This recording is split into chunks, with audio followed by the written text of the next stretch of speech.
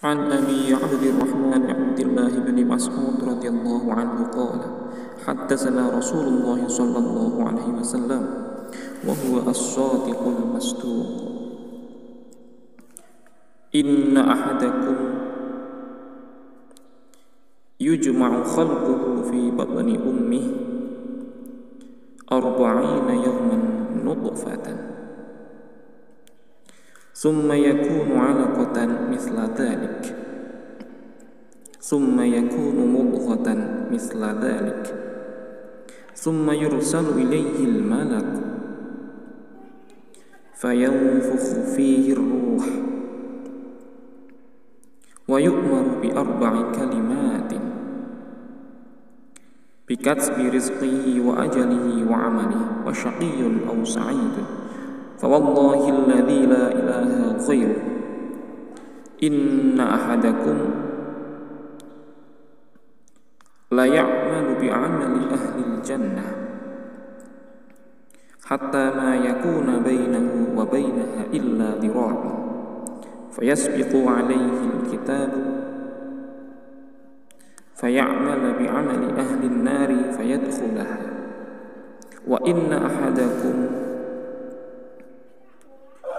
ليعمل بعمل أهل النار حتى ما يكون بينه وبينها إلا ذراع فيسبق عليه الكتاب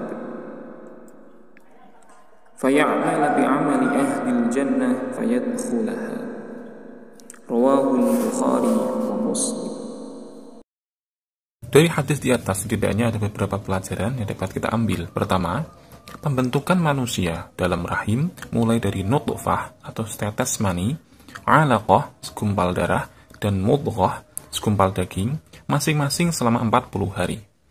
Allah benar-benar perhatian pada manusia karena ada malaikat yang bertugas mengurus manusia secara khusus ketika berada dalam janin. Ketika berada di dunia, ada malaikat yang bertugas mengawasi dan mendoakannya. Ketika akan mati, ada malaikat yang bertugas mencabut nyawanya.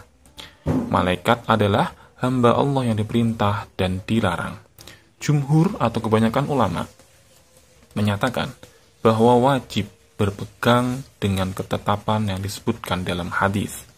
Namun, bisa jadi perbedaan jumlah hari dalam pembentukan tadi dikarenakan ada yang terjadi di awal atau akhir hari, di awal atau akhir malam.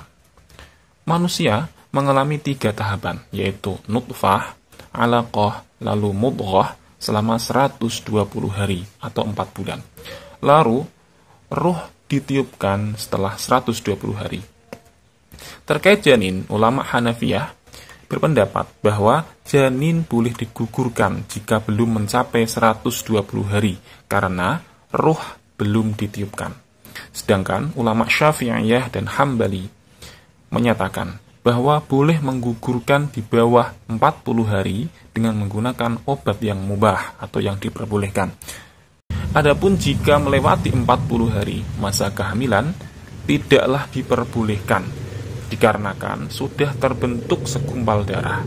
Dalam hadis dari Abu Hudzaifah disebutkan, jika sudah terbentuk nutfah setelah 42 hari, maka Allah akan mengutus malaikat untuk membentuk nutfah tersebut sehingga berbentuk pendengaran, penglihatan, kulit, daging, dan tulang. Hadis riwayat Muslim.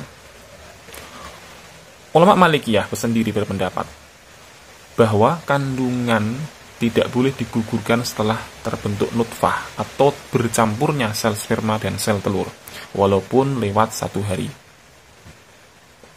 Karena ketika itu telah dimulainya kehidupan dan wajib dimuliakan. Pendapat terakhir inilah yang lebih kuat. Menggugurkan hanya boleh jika darurat saja, karena alasan yang dibenarkan dari pakarnya.